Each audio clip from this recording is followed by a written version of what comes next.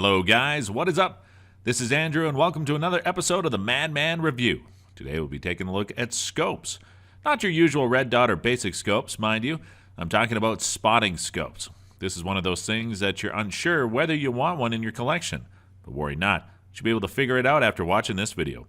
But first, let's talk about theories. There are a few features you must have if you want to have a positive experience with your spotting scope. Necessary features. First and most importantly, you want the zoom level to match what you're looking for. This is given in the numbers by the scope's name, but that might be a bit confusing. Let's say the scope has these numbers, 25 to 60 by 80. What does this mean? That means the magnification level for the scope goes from 25 times to 60 times. The third number, 80, is the diameter of the objective level in millimeters, so 80 millimeters. That means your scope has quite a powerful magnification level. The large lens also means that you would get a brighter image since it lets more light in. Use. This should be obvious, but I feel compelled to put this out there. There are many scopes out there that are designed to suit many shooters at various ranges. Only go for the one that suits your needs. Just because it is a $3,000 scope does not mean that it would perform better than a $200 scope if the former is not suited for the job. If you like to shoot at extreme ranges, of course, you'd want a large objective lens size and a powerful magnification. It will cost you a fair bit and weigh pretty heavy too, but it's worth it when you must see your target with perfect clarity. This kind of scope is a necessity for those who enjoy mountain hunting. The powerful zoom capacity lets you see your target before you commit to traverse the steep terrain. The extra weight might not be for everyone, but this is a fair trade-off when the alternative is the hassle of having to walk thousands of feet only to find out you don't like what you see at the end of it. But if you like to hunt at much closer ranges, then the magnification level would not matter much. Eyepiece. There are two versions of this. It is either straight or angled. If you're just using it alone, a straight one is better for you. But if you have to share it with other people, go for the angled scope so you don't have to deal with the frustration of adjusting the tripod. With an angled scope, you can set the tripod low enough while having its sight set on your target. Then you and your buddies can peer through the same scope at the same time. But the angle of the eyepiece is not the only important component here. There is also an exit pupil. The exit pupil is the little white disc that you see if you put the scope out at about an arm's length. The rule of thumb is that the diameter of this pupil should match that of your eyes when you hold it out at that distance. But what does this mean for you as a user? That means you have some leeway when it comes to how close you need to be to your eyepiece to get a clear picture of your target. A larger exit pupil also means that your eyes would not strain as much. Weather resistance. Just like any other gears, you need to make sure that your spotting scope is actually waterproof. By that, I mean the optics and all other components of the scope are resistant to dust, rain, snow, etc.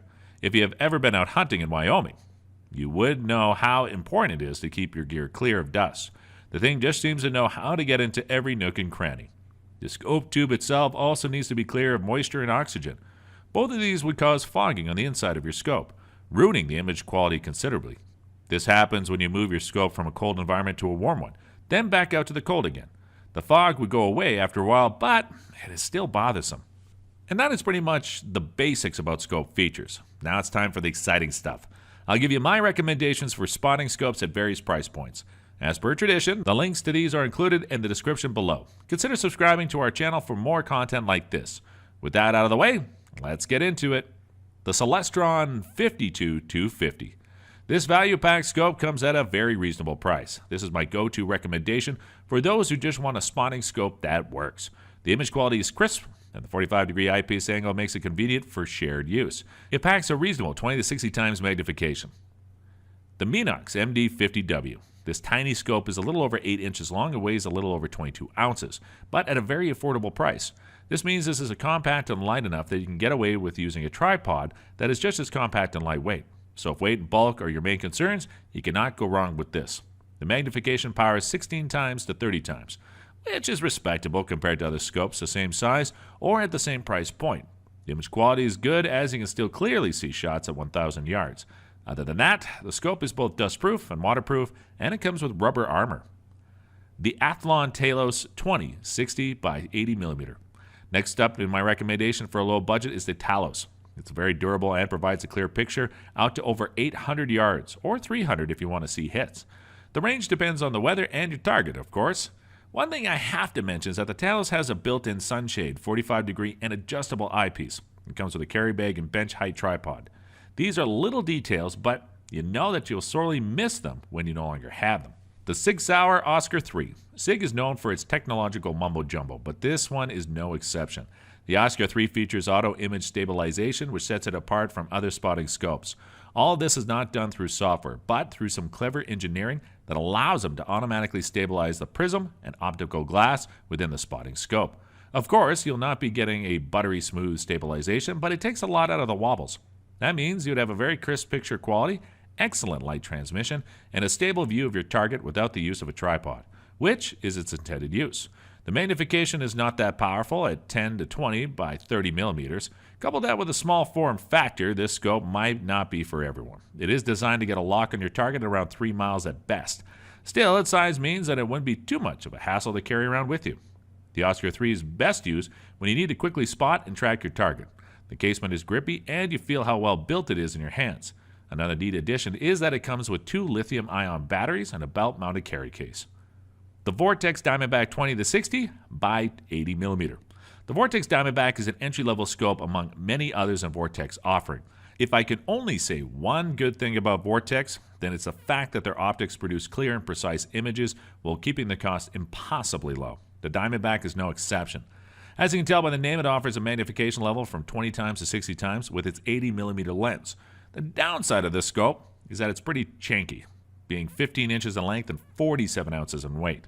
Still, the durability and build quality are miles better than many other scopes at this price point. A neat little feature is that it comes with a view-through carry case. That way you can keep your scope nicely covered when you use it on the field. Vortex offers this scope with an angled or straight eyepiece. Did I mention that it's fog-proof as well? The Vortex Viper HD 20-60 by 85 millimeter. Another one from Viper. This one comes with a 5mm large lens, giving you a little bit more light. Magnification power is the same as the previous model. The downside is that it's 50% heavier, coming in at 76 ounces. So what else is new about the Viper HD? Well, you get a built-in sunshade. Also, the focus adjustment is not a tiny dial. Rather, it's a massive ribbed dial at the center of the scope's body. The dial is buttery smooth. Build quality is top-notch, which is to be expected at this price point. This scope can take some beating and still work without a hitch. The Maven S.2 12-27 by 56 millimeters. Maven is quite new to the whole spotting scope game, but that does not mean they don't know what they are doing. In fact, they have a unique sales approach. For one, they sell directly to their customers, taking away the middleman that could only bump up the price. In addition, Maven's offerings are highly customizable through their website. For instance, you can choose your scope's camo patterns, colors, or even engravings. So, what to expect from the S2? For one, it's compact and lightweight. It's designed specifically for those backcountry hunters who want a high-quality scope without weighing a ton. The magnification is a modest 12 times to 27 times with its 56mm lens.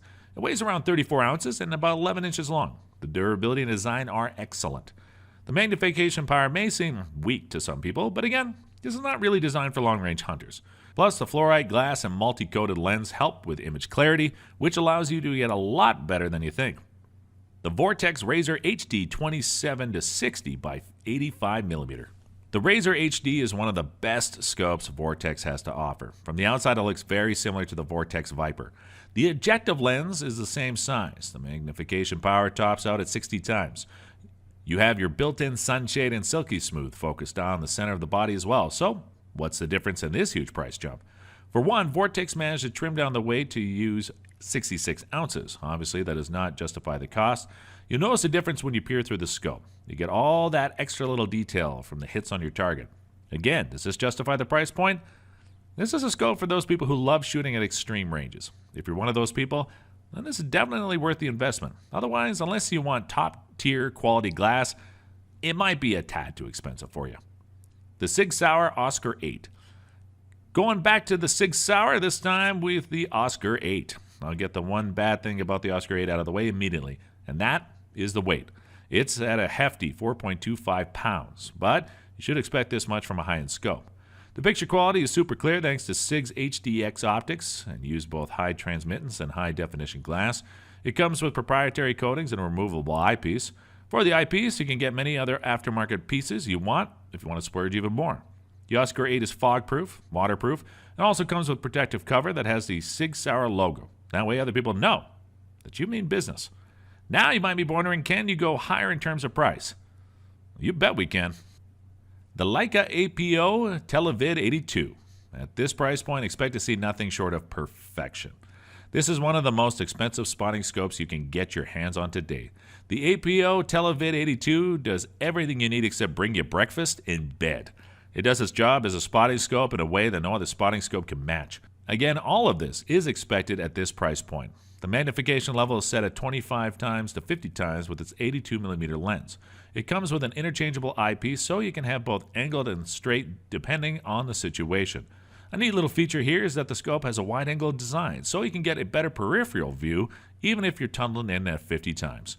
If you think that 50 times magnification is not enough, you can slap on another 1.8 times to the scope, bringing up the number to 40 to 90 times magnification. The downside is that the scope weighs in at almost 52 ounces, so you definitely need an equally high-quality and reliable tripod and head. There you have it, guys. Thanks for watching, and see you again in the next video.